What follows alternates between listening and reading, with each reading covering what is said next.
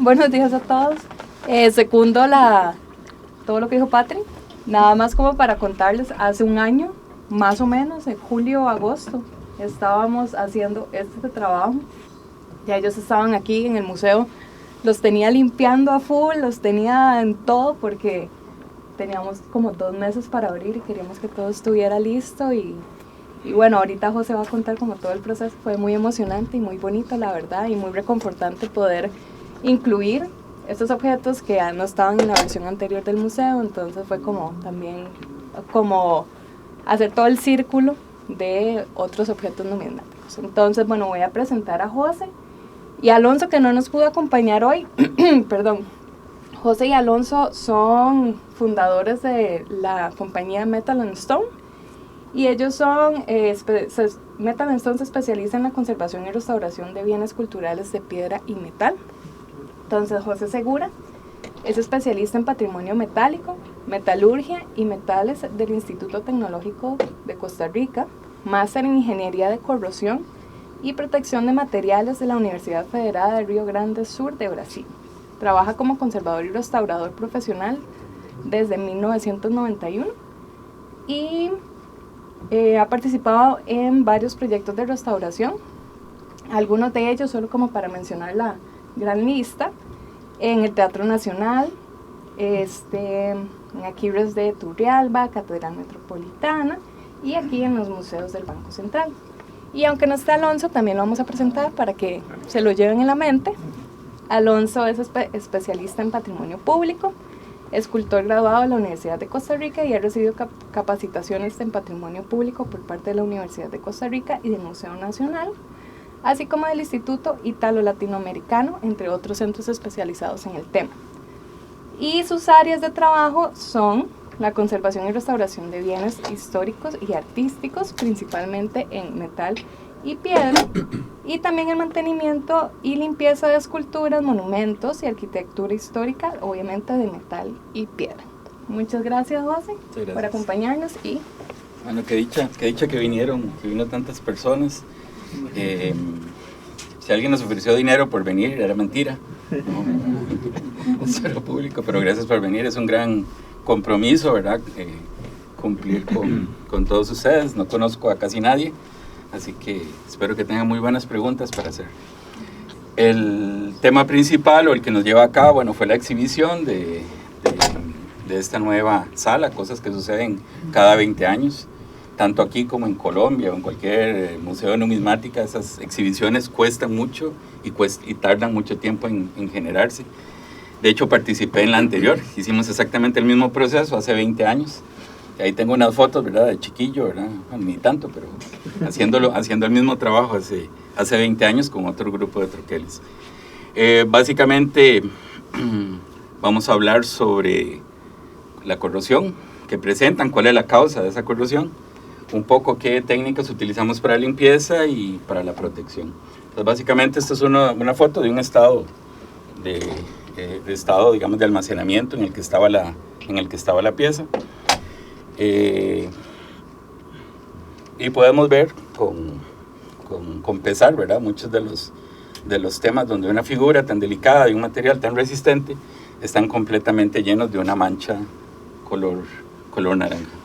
Antes de entrar específicamente en la colección, voy a contarles cosas en general, ¿verdad?, que es un troquel. Pues es una herramienta con la que vamos a golpear, y desde la edad de hierro se utilizan para fabricar monedas, cosas para intercambio, para marcar algo, ¿verdad? ¿Cuál es el objetivo? Que esa cosa sea más dura, ese troquel sea más duro que lo que vamos a marcar, ya sea cuero, ya sea madera o cualquier cosa. Entonces siempre vamos a utilizar un material más duro, más resistente, y como característica pues esperaríamos que ese material aguante muchos golpes y no se deforme, no se astille, no se rompa. Eso parece fácil decirlo antes, cuando usábamos oro y plata, que son materiales blandos, pero ahora que todas las monedas son de acero inoxidable, eso significa cualquier cosa más importante que lo que en la época medieval se utilizó, ¿verdad? Mucho más resistente que los bronces que se usaron inicialmente. En el siglo XX ya empezamos a incorporar materiales. Ustedes habrán hablado o escuchado hablar de los materiales de Damasco o los aceros Goulds. Son cosas inventadas en India en el siglo XV, siglo XVI. Son los primeros aceros de Damasco, digámoslo así, que fueron, nosotros le llamamos pudelados. Son aceros que se forjaban, se doblaban, se forjaban, se doblaban. No necesariamente son las cosas, digamos, que se hacen ahorita de cuchillería de exhibición, sino básicamente el origen de forja y doblar para convertir un hierro, un acero, digamos un hierro fundido, en un acero. Ese proceso, los primeros, podríamos considerarle eso, así que estamos hablando que inicios del siglo XIX, siglo XVIII, ya podríamos estar hablando de aceros extremadamente duros. Estamos hablando de cuchillas, de herramientas, y algunos de los elementos más importantes son el molibdeno. Digamos que la presencia de un aleante en esos hierros fueron los que pudieron convertir en aceros más resistentes que otras cosas. Obviamente su uso principal fue en armas, ¿verdad?, que es lo que más conocemos, cuchillos de Damasco, pero básicamente, o espadas toledanas, que fueron los primeros sitios donde se introdujo en Europa, pero básicamente son los primeros aceros de herramienta que se fueron utilizados, ¿verdad? Ya no un acero como un objeto, sino un acero como una herramienta, o sea, para modificar algo. Podemos irnos súper antiguos. Es una foto del Museo Británico de una colección, que eso es un troquel, un die, de una herramienta islámica de más o menos 200 a.C. y están hechos de cobre, están hechos de bronce, los primeros bronces estaño. Aquí algunas de las aleaciones típicas. Este es otro parecido, también un análisis medieval de troqueles medievales. Habla de que, bueno, los primeros troqueles se hacían de bronce es cobre y estaño, eso forma los bronces. Podrían tener zinc bajo contaminación, y el plomo, que era el amigo de estos tres, casi imposible eliminarlo, entonces siempre había presencia. Este mismo tipo de aleaciones las vamos a ver en las campanas, los bronces. Son los bronces duros, y con esos bronces se hicieron los primeros troqueles para las primeras monedas, que por supuesto que ya habían 4.000 años de conocimiento en bronces, entonces por supuesto que no era nada extraño. Ese es otro grupo de bronces, de troqueles de la misma colección, pero hay una diferencia muy importante en el contenido de estaño. El máximo endurecedor, el estaño, en alrededor del 20%, es como el mejor. Aquí ya se ve un poco más de ciencia analizada, o sea, prueba y error de adicionar el elemento para que se incorpore y se endurezca. Aquí estamos hablando de dos tipos de análisis que se usan frecuentemente. Rayos X, esto es un análisis de difracción de rayos X, y esto es un análisis destructivo que se llama ICP o plasma. Esos dos tipos de análisis, pues unos son más completos que otros, son más precisos, y en realidad pues son los análisis levemente no destructivos o no destructivos que se pueden hacer actualmente. Entiendo que en UCR hay un trabajo en este momento sobre la composición de los troqueles de la colección que están acá, pero básicamente, por supuesto que no son tan antiguos, ¿verdad? No son de bronce. Quién sabe si habrá alguno de bronce, pero no son de bronce. Pero si quisiéramos hacer un troquel para plata o para oro, sabemos que podemos hacerlo en un bronce y quedaría un resultado suficientemente alto. ¿Cuál es el problema? Que hoy en día el troquelado es otra cosa. Un par de videos de 1 minuto sobre cómo es una troqueladora actual. Esta es una que podría fabricar las preformas de una marca cualquiera, de muchas. Hasta los años 20, 2.000 golpes por minuto era el gran récord. Un alimentador ya de la platina, es la forma actual de fabricar cualquier cosa. Y una herramienta corriendo a 2.000 golpes por minuto.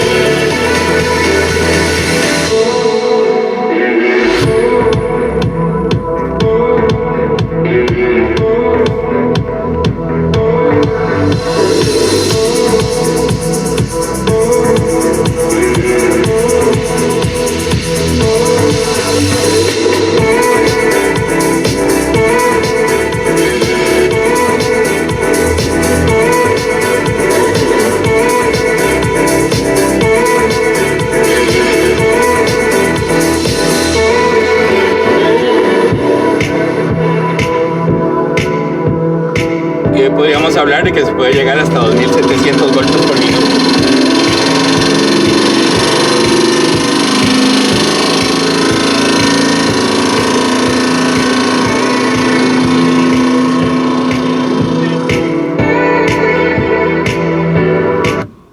Este sería el estado del arte, digamos. Obviamente esa troqueladora no está produciendo cospelas ni monedas, es una troqueladora de electrónica para tarjetas o para conectores. Ahí, eso es lo que vieron en el video, básicamente son conectores, que es donde se puede aplicar. Eso es cobre bañado en oro de medio milímetro de espesor cuando mucho.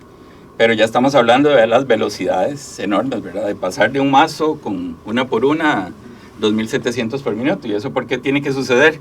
Porque cada vez requerimos más monedas, usamos más monedas, son más duras y se requiere más tecnología para poderlo trabajar. Ya la moneda específicamente se fabrica diferente, a velocidades más bajas.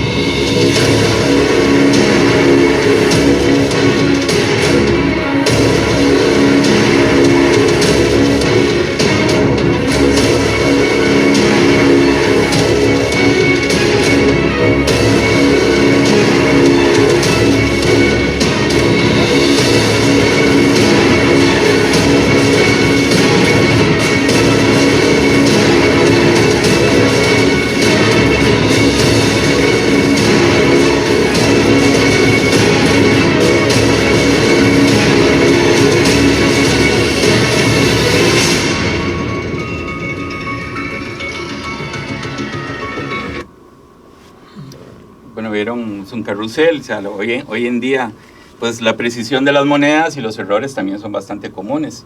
Está hecho para que sea el mínimo posible, ¿verdad? Hay una posición, es casi imposible que la moneda se salga del punto donde se va a troquelar, pero sí se fracturan los troqueles con frecuencia, sí se dañan, etc. Entonces, en realidad estos niveles de producción pues son un sueño. Les quería mostrar esas dos cosas un poco para no sé quiénes no conocen este tema, pero para que se impresionen de las velocidades y la tecnología asociadas a este mundo. Los materiales con los que se construyen estas cosas hoy en día son aceros bastante complejos. Nosotros tenemos troqueles en este grupo, encontramos dos marcas de fabricante. Básicamente son de acero. Podemos trazar un poco la fecha, aunque sabemos la fecha, no la conozco. Mari si nos explica, pero no conozco la fecha exactamente de esa colección, pero podemos rastrear a través del fabricante. Entonces básicamente B. Wyon realmente es el hijo menor de William Wyon, que fue el grabador principal de la imprenta, digamos, real, y su hijo mayor, ¿verdad? Benjamin, básicamente fue el creador de eso. Es una gran persona que hizo muchas medallas, ganó muchos premios sobre medallas, y básicamente pues esto habla mucho de dónde comprábamos o qué hacíamos para nuestras monedas, qué tan importantes eran nuestras monedas y qué hacíamos. Pues pagábamos al mejor grabador del Mint Real de Londres para que nos fabricara nuestro troquel, y esta pieza no es el máster, digamos, no es el principal, esta es la herramienta de uso. O sea, básicamente se mandaba a hacer todo el paquete en su lugar. Tenemos otro de Wilhelm Kruljic, que está marcado W. Kruljic, de Berlín, de 1872. Esta persona también fue un grabador bastante importante, pero en Berlín, bueno, en ese momento Prusia también, ¿verdad? Entonces, básicamente, en sus últimos años de vida fue donde le contratamos la fabricación de estas herramientas. Entonces, podemos trazar la importancia y el origen de esta colección hacia dos lugares, Alemania y Inglaterra o Reino Unido, para para poder hacerlo, y no lo pagábamos hacer para cualquier grabador, sino el más importante. Pero no podemos perder un detalle muy importante, digamos, en esta pieza tenemos una evidencia de una prueba de grabador con las iniciales CB, que es Cruz Blanco. Entonces básicamente podemos trazar a partir de este hallazgo, de este objeto, que este grupo de sellos, ¿verdad?, fueron fabricados por Cruz Blanco, ¿verdad?, que fue el ensayista y grabador de la Casa de Moneda de Costa Rica por muchísimos años, un gran inventor, una persona que está súper asociada al desarrollo tecnológico de la agricultura en Costa Rica, del café, inventor, y hay muy poca cosa escrita sobre Cruz Blanco. Dichosamente esto pertenece a la colección de la familia, ¿verdad? La nieta tiene, ese es un prensa corbatas con esa pieza, así que hoy declaro aquí que el señor se robó una pieza de la colección. Pero podemos decir que esta es la prueba de ensayo, y muy particular porque los demás troqueles no lo tienen. Quiere decir que hay un troquel que posiblemente esté en la colección, pero ninguno de los que trabajamos, ¿verdad?, con el Cruz Blanco. Sí hubiera sido muy importante haberlo mostrado, porque de esta persona hay que estudiar mucho. Bueno, básicamente pueden ver que el troquel está torcido, no es la foto. O sea, básicamente son herramientas para resello, podríamos decir, para sello. Y se usaron, o sea, son herramientas que se usaron y que se nota la marca del tiempo en el objeto. Bueno, ahora sí, la corrosión. Aquí podemos ver una foto bastante ampliada sobre la zona de los árboles, y podemos ver que todos los espacios que deberían marcar y que tienen profundidad están completamente saturados de algo, de un objeto extraño, color rojo, lo más posible que sea corrosión o herrumbre, o la palabra que queramos usar. Es un hidróxido de hierro de color naranja y está presente en todo. Esto puede ser muchísimas cosas. Lo almacenaron mal cuando lo pararon, estuvo mal conservado en algún momento, o pudo haber tenido una reacción especial con el tipo de grasa que se utilizó para guardarlo, para conservarlo. Así que muchas de estas cosas son las causas. No las vamos a saber, lamentablemente, pero sí podemos prevenirlas. Otro de los objetos principalmente, lo que más creemos es que la grasa con la que se guardó, pues obviamente hace 20, 40 o 50 años no es lo mismo que una grasa actual. Las grasas eran de ballena, eran de animales, las grasas son ácidos, y los ácidos, pues con el tiempo, mal almacenados y alguna presencia de humedad, empiezan a corroerse. Básicamente todo el objeto está completamente corroído, como si hubiera estado sumergido. Otras que tienen marcas de uso, básicamente ya que hay desprendimientos, ya hay fracturas por el uso, y podemos encontrar algunas fracturas, ya rompimiento, pérdida del material completamente. En general, la corrosión, aunque esté bien preparada, y esto lo podemos ver en fotos de museos, o sea, colecciones de troqueles de diferentes museos, es muy difícil prevenir que la corrosión suceda. Con pequeñas cosas de humedad y alguna contaminación que quedó, el proceso de corrosión continúa. Entonces, este es un objeto que en apariencia no se ve tan mal, pero ya cuando hacemos la ampliación vemos que está completamente herrumbrado, en realidad, completamente corroído. Algunos están muy deteriorados, ¿verdad? Ya hay grietas que rompieron, ya es un troquel que jamás se podría volver a utilizar, completamente roto. Y una de las cosas más bonitas, pueden ver aquí, pedacitos de oro todavía de la última vez que se utilizó, que los pueden ver con más detalle. Y si uno se va a buscar fotos de monedas, vamos a encontrar monedas en donde le falta. O sea, realmente puede ser todo un dato de colección sobre el último momento en que se utilizó esta herramienta en particular. Hoy en día, digamos, para poder identificar si una moneda es falsa, todos estos elementos son criterios bastante significativos así que conocer los troqueles y cuidar la difusión de las imágenes de los troqueles también es importante, porque básicamente hoy en día, con solo una fotografía, puedo duplicar perfectamente esto. Todos conocemos los escáneres, la impresión 3D, el dibujo, los grabadores cada día son más accesibles, entonces es muy fácil poder replicar cosas como esta. Pero aquí pueden encontrar, obviamente no es de la misma moneda, pero básicamente es el mismo efecto que podrían encontrar. Entonces básicamente no es que esa se dañó en el uso, sino que desde que salió del troquel tenía el defecto. Hay un tipo de corrosión muy particular que sucede debajo de las capas de pintura o barnices, si algún día se barnizó, y van a ver aquí unos caminitos, unos gusanitos entrando por ahí. Esa corrosión sucede debajo de algo. Ese algo permite que pase la humedad del aire, pero no se desprende. Entonces la corrosión es un proceso termodinámicamente tan fuerte que no se va a detener y él va a atravesar lo que sea. Como esto es un material muy resistente, pues no penetra demasiado, pero básicamente ya nos deja una marca que si volviéramos a troquelar esto va a quedar como un frost en la pieza, ¿verdad? Sería un efecto como un sandblasteado. Lamentablemente ya deja marcas muy muy importantes en la pieza que son irreversibles porque son pérdidas de material.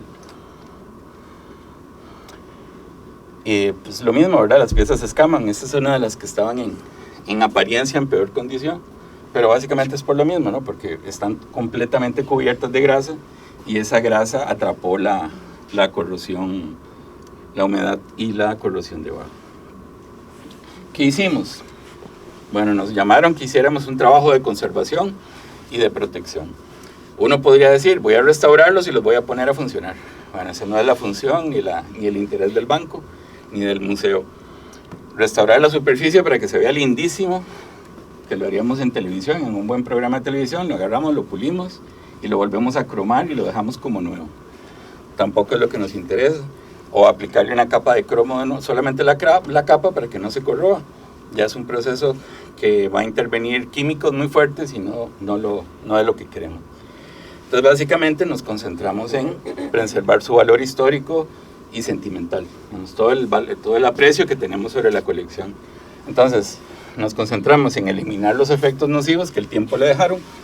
Vamos a revelar los elementos claves como estas marcas de fabricantes y pues obviamente mostrar y conservar las marcas de uso para que se conozca que sean reales, que tienen evidencia de que fueron utilizados, que no son falsificados, y vamos a detener cualquier cosa que suceda relacionada a la corrosión. Y finalmente queremos asegurarnos de que no vuelva a pasar lo mismo, que no vuelvan a guardarse con una grasa vegetal, una grasa animal que genere, digamos, corrosión posteriormente. Entonces, al final dejamos una ficha de conservación con todos los detalles de la pieza, de las cosas hechas, y eso es lo mínimo obligatorio. Entonces, desde todas las opciones posibles de conservación, pues básicamente nos concentramos en estos dos elementos. No vamos a esperar que vamos a volver a hacer réplicas de esas monedas con los mismos troqueles, eso no sería aceptable. Lo primero, vamos a registrar cómo están, cómo son, en qué estado se encuentran. Estos son objetos de la colección de hace 20 años, que trabajamos hace 20 años. Básicamente, bueno, este es un material que es de bronce, este es un sello para papel posiblemente, o para cuero. Esta que es de las más bonitas que hay de una de las tantas aplicaciones del Monumento Nacional. Y todos hace 20 años estaban en condiciones similares. O sea, es un problema que no sucedió hoy, no sucedió hace 20 años, no es culpa de Mariela, fue algo que sucedió 40, 50 años en su momento. Lo que tenemos que hacer es empezar por registrar de la mejor manera los objetos. Ya luego nos vamos a procedimientos. Entonces vamos a remover elementos extraños, utilizamos palitos de bambú, podemos utilizar un bisturí, podemos usar trementina, podemos usar desengrasantes, aquí hay algunos, algodón, no traje, felpas abrasivas si queremos, que es algo como esto. Y aquí los pueden ver ahora, pues, si quieren acercarse. Vamos a ver si corre el video. Creo que hice algo malo. Ahí está. Bueno, obviamente son objetos muy pequeños, hay que trabajar con mucho cuidado, entonces utilizamos pues cualquier cosa que podamos utilizar. Básicamente, utilizando un solvente, en este caso posiblemente trementina, pues estamos aflojando la grasa, porque ya determinamos que es la grasa que tiene atrapada la corrosión, y básicamente el palito de bambú, y eso es afile, pase, disuelva, y siéntese que duramos una semana, dos semanas creo. Y nos vamos agujerito por agujerito, marca por marca, con algo que sea más suave para estar seguros de que no. La corrosión es muy impactante, pero es muy frágil. Entonces realmente no es difícil de remover. y nada más, ¿verdad? Tuerces el cuello. Y la primera vez que lo hicimos con una lupa. Entonces, yo me acuerdo que pasé casi un mes así pegado en la lupa, trabajando, ¿verdad? Y salía y me caía subiendo las gradas porque perdía uno el foco mucho. Estamos limpiando, cepillando y básicamente, pues ese es el trabajo, digamos, de la fase inicial, de remover los residuos de grasa y la corrosión. Y van viendo cómo se emblanquece. Eso no sería corrosión, eso sería básicamente la grasa que tiene atrapada la corrosión. El siguiente paso sería inhibir. Ya llegamos, eliminamos todo lo que está encima y entonces nos vamos a trabajar sobre la... no sé cómo se hace. Bueno, a ver qué sucede. Sobre el objeto. Entonces aplicamos una gota, en este caso de un inhibidor, que utilizamos ácido fosfórico. Entonces básicamente aplicamos una gota de ácido fosfórico sobre el punto que nos interesa. Ahí ven la marca de agua que se va formando alrededor del punto de corrosión, básicamente para intervenir en el punto de corrosión. Y esta es la reacción. Ahí con gran aumento, básicamente hay menos burbujeo, solo van a encontrar burbujeo, que es la reacción química que se está dando en el lugar donde hay corrosión.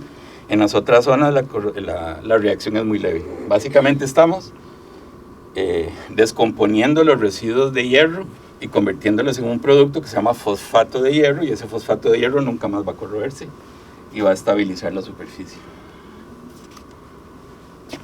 Bueno, luego el último paso que hicimos fue darle alguna protección para la exhibición. En este caso usamos ácido tánico. El ácido tánico es un químico natural que se extrae de la savia de los árboles. Realmente son los taninos de cualquier madera. Extraemos el tanino y lo aplicamos sobre la superficie levemente con residuos de óxido todavía, sin necesidad de removerlo. Y ese óxido va a reaccionar con el ácido tánico y va a formar un compuesto negro que tiene propiedades anticorrosivas, pero básicamente es para uso en interiores, más bonito que protector, en realidad.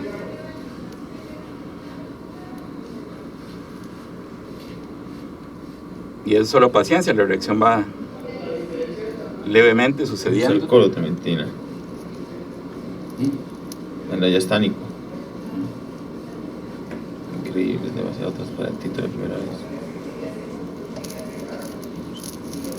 Y va cambiando y cambiando el color hasta que puede quedar en el tono que uno quiera, azul hasta completamente negro. Pero la reacción es básicamente sobre el óxido de hierro libre que queda. Son las 4 pasadas, 4 y cuarto, algo así.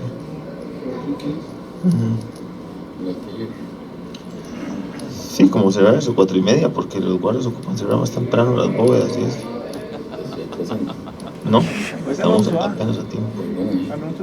¿Ah? Ya demasiada indiscreción. Me están revelando todos los secretos de seguridad. Bueno, la cera no subí la foto, pero básicamente ahora lo pueden ver. Es una cera que preparamos a partir de parafina microcristalina y cera de abejas. Básicamente disueltas con algún aceite mineral y formamos una cera que tendría todas las ventajas de la alta temperatura, de la microcristalina, que puede llegar hasta 80 grados centígrados, y las propiedades antibacteriales de la cera de abejas. Entonces estamos teniendo una protección general que la aplicamos sobre el producto. Bueno, ¿por qué no usan solo cera de abeja? ¿Perdón? ¿Por qué no solo cera de abeja? No, podría ser, pero por el costo. Muchas veces es costo y temperatura, sobre todo la proporción va a cambiar dependiendo de la temperatura. Si yo lo voy a usar en exteriores, voy a trabajar más microcristalina, que puede llegar hasta 90, 100 grados centígrados, y la cera de abeja a 60 y algo. Si lo voy a usar para interiores, puedo usar hasta 100% cera de abeja.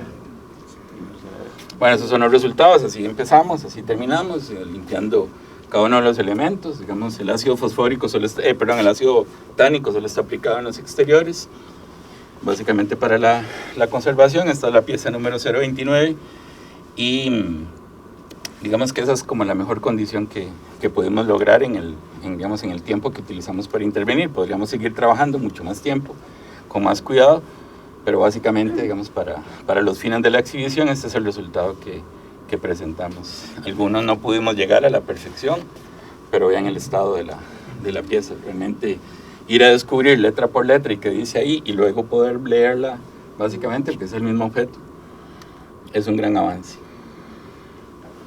Esta es de las más impactantes, ¿verdad? Que no se podía ni siquiera leer nada.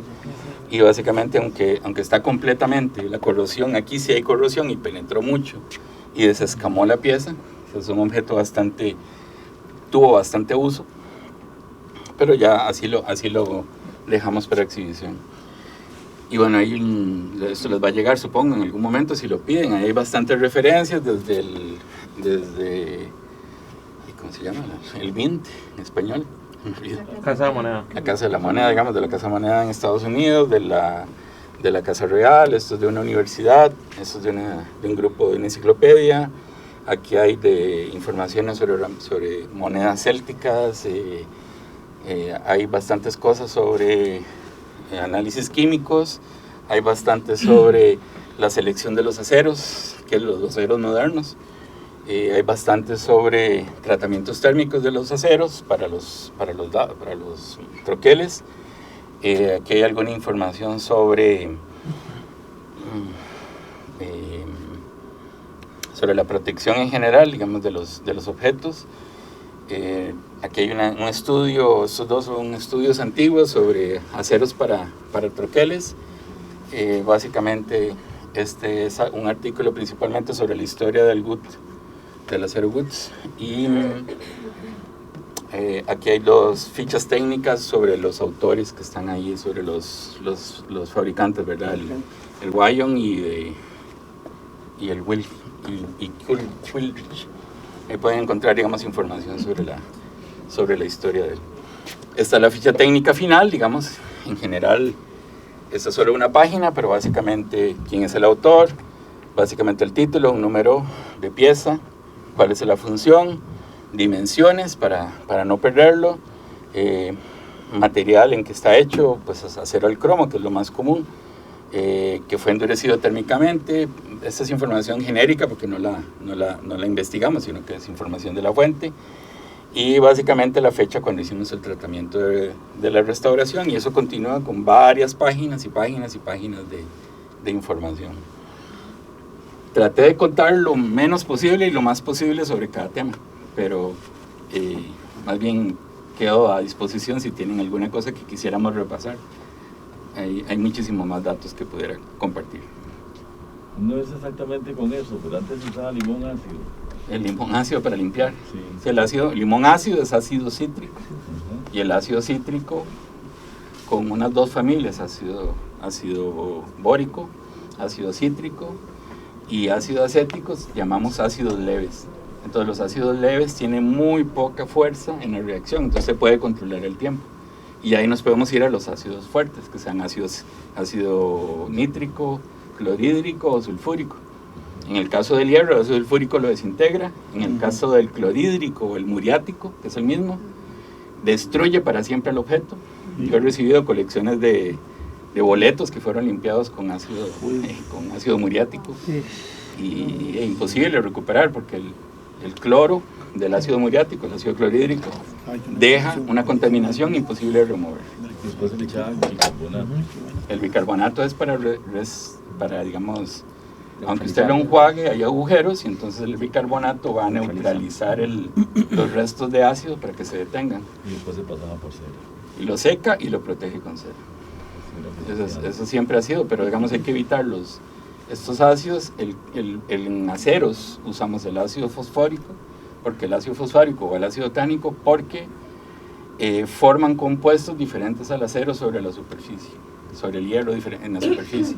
Entonces los vuelve anticorrosivos. O sea, le hicimos una capa que no permite que se vuelva a corroer. El ácido fosfórico no cambia de color, el ácido tánico lo vuelve negro. Entonces, digamos, no podría ser utilizado, aunque lo podemos dejar más o menos transparente. Eso va a depender.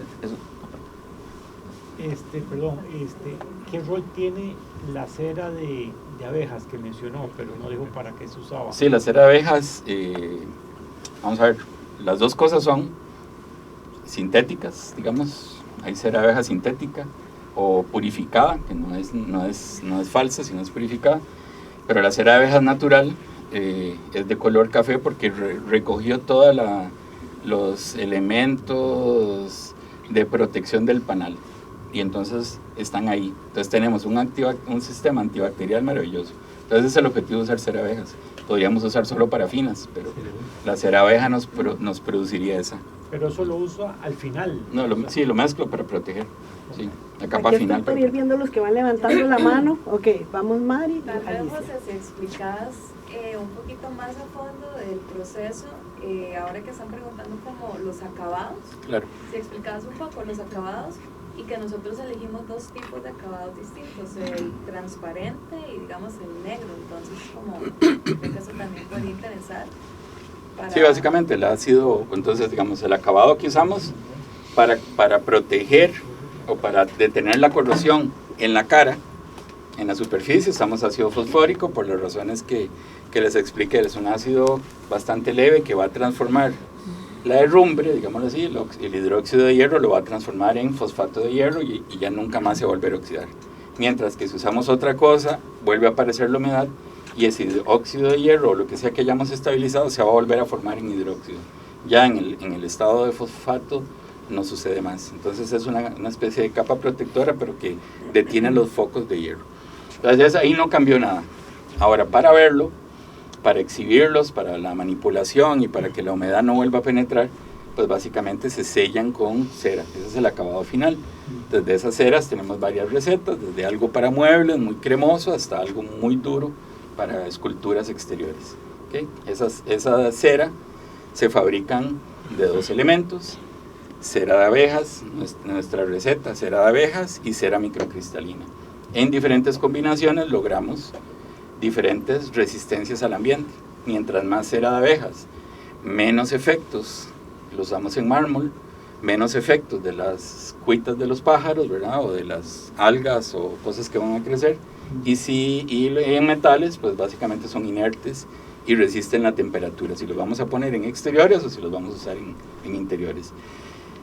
Ahora, en la apariencia, decidimos quitar la corrosión, porque pudimos haber pulido el dado por fuera, digamos el troquel por fuera, para que se viera brillante, pero decidimos utilizar una coloración oscura muy adecuada para exhibición en un museo. Entonces el ácido tánico tiene esa propiedad. Él puede transformar la superficie en completamente negro, protegiendo el material, porque el ácido tánico también reacciona con el hierro. Pero la protección final fue la cera. O sea, aplicamos cera sobre todo el elemento, sobre todos los objetos, para que luego esa sea la práctica de mantenimiento a futuro. Yo nada más para acotar ahí algo. Ok. Hubo un par que dejamos sin ácido tánico porque tenían las marcas, sí. Marcas interesantes. Hay uno que estaba totalmente fracturado, que fue el de Colón, que José mostró también con residuos de oro. Entonces ese tenía tanta información también en sí solo de que se había fracturado y había como pasado por muchas etapas de su vida, que decidimos también dejarlo totalmente transparente, entre comillas, para que también la gente apreciara eso. Entonces eso fue como también uno de los criterios que utilizamos para decidir como qué tipo de acabado le íbamos a poner o no. Pero todos fueron encerados. ¿Es decir algo? Alicia. No, aquí, seguía. usted estaba antes de la primera tanda de preguntas. Sí. Ok, bueno, aquí. Luego Alicia, y luego... ¿sí? O sea, todos los Jaime. dados que se limpiaron eran de acero, no va en ningún otro material. No, en este caso no. En este caso no. Ahora, en el caso de los que se trataron, en ninguno se hizo una reparación, digamos, de ningún tipo. No, usted no tiene propósito porque digamos que alguien podría tener en su colección privada algo y quisiera volver a troquelar volver a troquelar monedas. Pues no, difícilmente, digamos, un objeto fracturado con el mínimo golpe, estamos hablando de decenas de toneladas de impacto, se terminaría de fracturar. Se destruye. Sí se puede soldar y se puede reestructurar. Sí, claro. Uno lo suaviza, uno puede devolver el tratamiento térmico a cero, hacerlo suave, soldar, reparar, reconstruir. Nos sentamos con una fresadora, o contratamos un tallador, lo volvemos a hacer. o simplemente lo escaneamos y fabricamos una réplica exacta, sin absolutamente ningún detalle faltante, con impresión 3D, si quisiéramos. O sea, todas esas son las posibilidades actuales, y para coleccionistas tienen que cuidarse mucho de esto, ¿verdad? Porque cada día va a ir más hacia adelante. Creo que Ahora sigue sí, Alicia. Bueno, sí, una de las intenciones que tenía era cómo lograr o cómo definir, ya Mariela un poco lo dijo, digamos, el nivel de limpieza para no alterar, o cómo, o sea, qué factores, digamos, intervienen para definir, ¿verdad? Y no pasarnos de la raya a la conservación, ¿verdad? Que es la que interesa sobre todo dentro del ámbito del museo, un uso responsable, ¿verdad? Eso por un lado. Y lo otro es y bajo en qué condiciones, cuánto se esperaría que una vez que ponen la protección duraría, digamos, el efecto de protección. Bueno, lo primero, ¿verdad? Como haciendo honor a tus frases memorables, los doctores del patrimonio, aunque Mariela llega y diga, a ese troque le duele la cabeza, nosotros no vamos a hacerle caso a Mariela, vamos a intervenir bajo la mejor condición posible, bajo la mejor posición. Entonces, ese es el diagnóstico inicial. ¿Cuál es la causa? Tenemos corrosión debajo de la grasa, vamos a remover la grasa, vamos a mecánicamente extraer toda la corrosión, y posterior de lo que no vamos a poder extraer lo vamos a estabilizar. Esa fue la receta estándar para curar la enfermedad.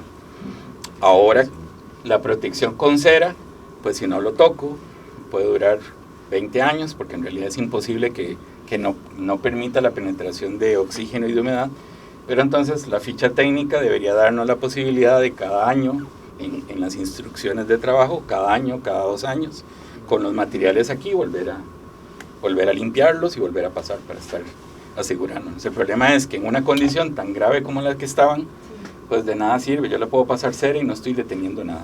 Entonces ahorita que ya tienen una condición de presentación, ya le puedo llevar un control. Con todo este trabajo de documentación fotográfico, pues ya tenemos una guía de hasta dónde sirvió, no sirvió, y de ahí ir corrigiendo. Ese es el trabajo, digamos, de los especialistas en conservación, y la responsabilidad de los curadores de las colecciones. Entonces eso serían, digamos, los dos extremos. Sigue don Vladimir, luego por aquí y luego atrás. ¿Qué material recomienda para limpiar monedas, para aficionados a los que guardamos monedas? Nunca deberíamos limpiarle, y eso ustedes tienen mejores respuestas que la que yo les puedo dar.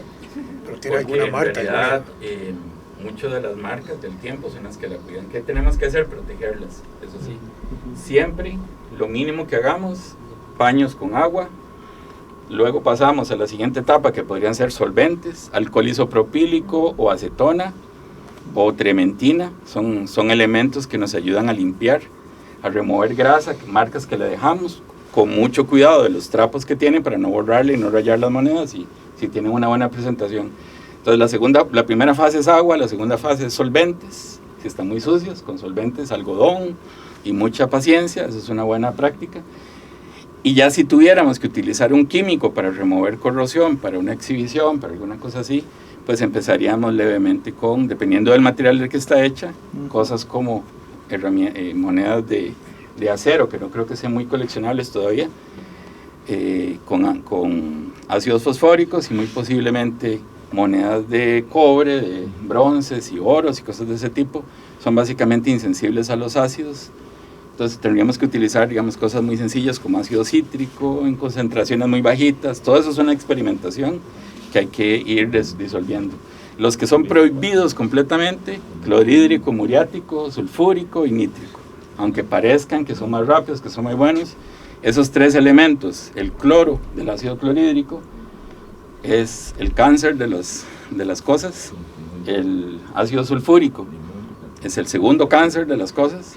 Y el ácido nítrico es tan fuerte y tan peligroso para las personas que es mejor alejarse de esos 3. Entonces siempre las experimentaciones de limpieza podrían empezar, pero yo le recomendaría siempre básicamente desengrasar con solventes, ácido, el mejor del mundo, alcohol isopropílico, y el que huele más rico, trementina. Cualquiera de los dos son 2 extremos, digamos, de limpieza para diferentes tipos de grasa, pero que esos 2 funcionarían muy bien. Creo que por aquí y luego atrás. Bien, bueno, aquí está. 0 pulidores, ¿verdad? Sí. En esta fila alguien había preguntado, me parece. Sí, claro. Sí, no pulimos. O sea, No, por eso, pero los Y digo pulidores yo. comerciales, que eso es muy tentador, ¿verdad? sí, es muy tentado sacarles y volverles a dar brillo. Aquí tenemos una pregunta y luego ya La técnica de electrolisis, eso no se... Pues sí, ya no eso se es, más, aplica. eso es más severo, digamos. Ahí, básicamente es lo que estamos utilizando. En lugar de usar un ácido, estamos usando electricidad para que esa reacción se revierta. ¿Y la diferencia entre los dos métodos? O sea, Pues usamos la electrólisis para cosas masivas. O sea, si yo voy a tener que restaurar un objeto gigante y me voy a poner con un hisopo y un bisturí, pues así duraré los años, ¿verdad? En el caso de objetos como un cañón, como nosotros hicimos la estación del tren de todo el reloj, todo este lector, digamos, el que paraba y entraba, todo ese objeto que recuperamos uno completo, le hice una piscina y completamente sumergido. En la electrólisis se usa medieval, las espadas, todas las espadas medievales, las espadas vikingas, todas han sido tratadas con electrólisis, porque tiene la posibilidad, bajo equipos muy controlados, de reintegrar, de revertir la corrosión a hierro, y yo puedo volver a integrar el objeto, completamente hecho polvo por herrumbre. Existen estudios y resultados aceptables de inversión del proceso, se llama reducción. Voy a pasar del óxido de hierro al hierro y vuelvo a integrar el objeto. Jamás va a tener la fuerza estructural, pero por lo menos ya no voy a tener una pelota de herrumbre. Esa es digamos, la función de la electrólisis. Y eso es, digamos, una técnica electrolítica, es muy sencilla, no es compleja, pero recomendada solo para cosas monumentales. Muchas gracias por la presentación. Quería saber si cuando han estado los objetos en condiciones extremas, no sé, bajo el mar o enterrados, todavía es posible recuperarlos o ya los daños son más severos. Pues sí, todo existe, ¿verdad? Acabo de estar en un congreso hace poco donde la conclusión de los conservadores fue: haga una jaula criogénica, elimine el oxígeno 100% y elimine la luz. Y entonces, bueno, ¿para qué quiero conservar eso, no? Es un museo de Bellas Artes de Buenos Aires, exhíbalo sin luz, sin oxígeno y bajo cero. Digamos, uno puede llegar a cualquier punto en este proceso. ¿Qué le sucede a los objetos sumergidos? Que es una ciencia aparte. Están muy corroídos y muy contaminados. Cuando yo los saque, el oxígeno que en ese momento no tenían presente, porque bajo el agua hay limitada concentración de oxígeno, en el momento que yo lo exhiba, inmediatamente el oxígeno va a empezar a reaccionar con los elementos. Entonces hay todo un proceso de descontaminación. Generalmente cuando sacan objetos metálicos del mar, los dejan sumergidos en agua dulce, bueno, en diferentes concentraciones de agua dulce, para que poco a poco, por ósmosis, se vayan sacando los contaminantes y se reduzca el riesgo. Y se van secando levemente. Y la electrólisis es algo en objetos grandes, en todo lo del Titanic se usó electrólisis, se estabilizó la corrosión y por último se protegen para exhibir. Realmente todo es posible, eso hay que hacer investigación a la par, eso le llaman restauración científica, digamos, hay que hacer un poco más que solo la tarea manual, hay que hacer mucha prueba antes y tampoco toma 5 años, ¿verdad? Yo no espero restaurar un objeto que estuvo 50 años enterrado y que en 6 meses esté listo para exhibirse en un museo. Ese tipo de cosas no deberían suceder. Y eso es el paso en medio de lo que la investigación, las pruebas y el análisis de las cosas tiene que involucrar para llevar un objeto a una exhibición. Aquí en la segunda fila. Sí, en una consulta mencionaste que duraron 2 semanas en este proceso. Sí. ¿Cuántas piezas? 14. 14 piezas. 14 objetos, sí. Okay. Sí, éramos 14 objetos, cada uno hizo 7, o sea, más o menos 2 días por objeto, yeah, entre el proceso. Para tener una idea del tiempo. Sí. Aquí en la tercera fila. Bueno, buen día, muchísimas gracias por la presentación, muy interesante. Sí. Preguntarle cuál ha sido el mayor reto en restauración, troqueles o no sé, que hayas tenido. Ahorita lo que hemos sufrido más fue con la fuente de la UCR. Cupido y el cisne. La fuente que se llama Cupido y el cisne. ¿Cuántos meses fueron? La fuente inglesa de como 6 meses fueron. posiblemente 60. Como 6 meses. ¿Ah? 6 meses. Llevamos 6 meses del verano completico bajo el sol y bajo el agua, porque no la podemos llevar a ninguna parte. No la podemos desarmar por 2 razones, porque no se recomienda, y segundo porque el restaurador anterior la soldó como si fuera un puente, como si fuera una estructura de hierro barata. Se le ocurrió que la mejor cosa era hacerla una sola pieza. ¿Y el troquel más viejo que haya restaurado? No tengo las fechas porque en esa parte, realmente en la colección anterior sí estaban los más antiguos, pero el más hermoso para mí ha sido los que tienen la India, los que hemos tocado, que han sido bastantes que tienen la figura de la India. No sé si le llaman así, ¿verdad? Sí. De hecho, bastante sexy la fotillo. Por allá, tenemos una pregunta. Antes de... Muchas gracias por la presentación. Antes de la Muy interesante. Tenía una duda sobre ese líquido que dice trementina, pero en la diapositiva decía trementina de pino. Sí. Entonces, ¿es aceite de pino o algún Sí, es un compuesto destilado del árbol, aceite. Es un destilado del aceite de pino. O sea, la trementina es el aguarrás, digamos, ahora que se hace de petróleo, pero originalmente y por muchísimo tiempo, y todavía se hace, es un destilado, es una fase del destilado del aceite de pino. Entonces proviene del aceite de pino y huele a pino. Tampoco. Huele bastante rico. ¿Cómo? Trementina de Para las funciones, digamos, de reacción con las cosas que queremos, si la queremos usar para disolver la cera, la trementina o el agarrás tienen la misma función. ¿Cuál es más tóxico? Obviamente la trementina es muchísimo más caro, ¿verdad? Con lo que vale medio litro de trementina, compra un galón de ¿cómo se llama? De aguarrás. Pero básicamente son las mismas funciones químicamente, pero desde el punto de vista de salud, si usted lo toma se muere igual, no se recomienda, pero en principio esto es, al ser natural, no es un poco más beneficioso. Por aquí hay otra preguntita. ¿Por qué varillitas de banda? Tiene que ser algo más suave, también puede ser un bisturí, puede ser una pieza de aluminio, una pieza de cobre. Lo que andamos buscando es algo que sea más suave que lo que estamos removiendo, en este caso es la grasa y la arruga. Otro tipo de material. Ah, sí, madera. De hecho tenemos uno, no lo usamos en nada de esto, pero básicamente lo nuevo que estamos incorporando al acervo de la conservación es una piedra que está hecho de vidrio, es un reciclaje de vidrio. Es un material abrasivo, pero extremadamente suave. Digamos, él es como samblastear, es abrasivo porque en el momento que toca la superficie, lo orgánico y lo suave, lo corta. Pero en el momento que toca algo duro, explota. Entonces se desprende. Entonces en principio es un abrasivo, pero es muy... Se siente pulverizada. Eso es vidrio. No sirve para hierro. Sirve para hierro, para bronces, para mármoles, para piedra, para un montón de objetos. Porque es duro, pero es demasiado suave. ¿Alguna otra preguntita? Ay, perdón, yo lo interrumpí. Usamos también esta, ¿verdad? Que estaba echando aquí. Esas son fibras, sí. Scott Bryce. Esas son de 3M, pero ese color son por color, ¿verdad? Hay blancas, hay grises, hay verdes. Cada una es un grado de pureza. Esa es más o menos una lija 320. La verde es una lija más o menos 200. La gris es una lija como 800. Entonces depende de la aplicación, se pueden encontrar.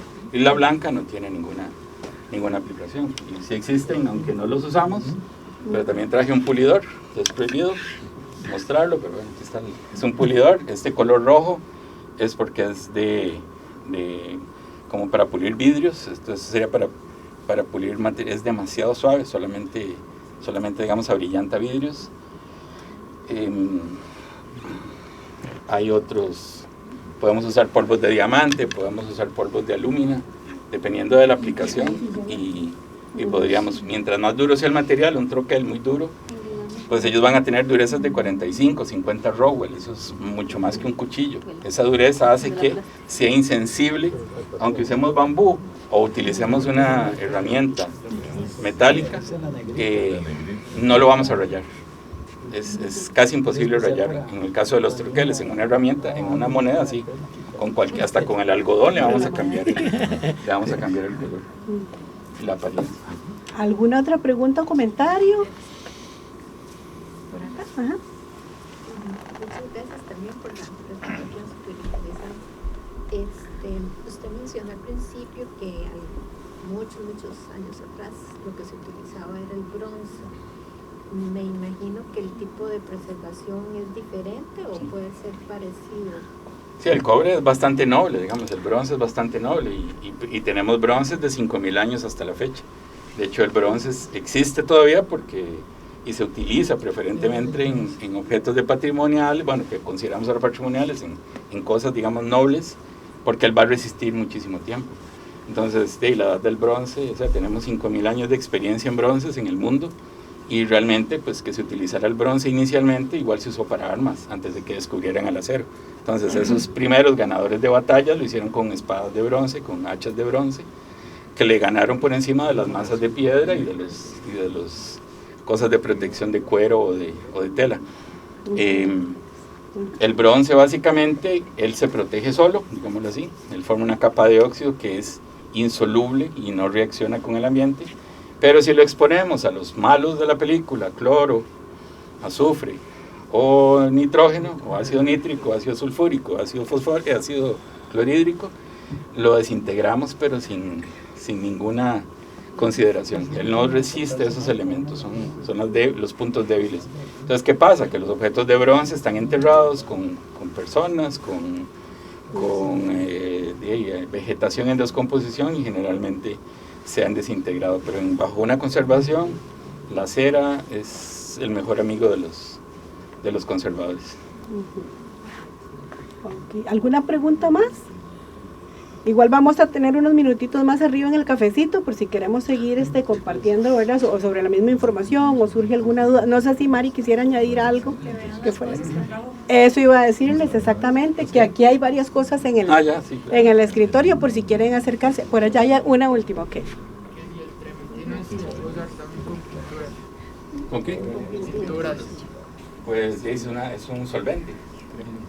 Sí, es un solvente, se utiliza en montones de aplicaciones de arte, principalmente. De hecho, lo van a comprar en tiendas de arte, que es el único lugar donde se consigue. Esta es de una marca Acrylex y las venden en Artea, que es básicamente el último lugar donde se consigue. Antes había en cualquier lugar, en las farmacias. Antes, las farmacias antiguas, uno conseguía todo este tipo de materiales. Ya cada día hay que importarlos y eso es una complejidad. Antes de cerrar la conferencia, nada más recordamos los tiquetes de los refrigerios los entregan aquí en la puerta. Ahorita que salgamos, es en el primer nivel, y estén al pendiente siempre de la información que subimos a las redes sociales del museo, donde vamos a anunciar la siguiente conferencia para la última semana de octubre, con don José Vargas, ¿sí? Y agradeciéndole muchísimo a don José, por esta conferencia tan interesante, y le damos un aplauso, ¿verdad? Porque yo creo que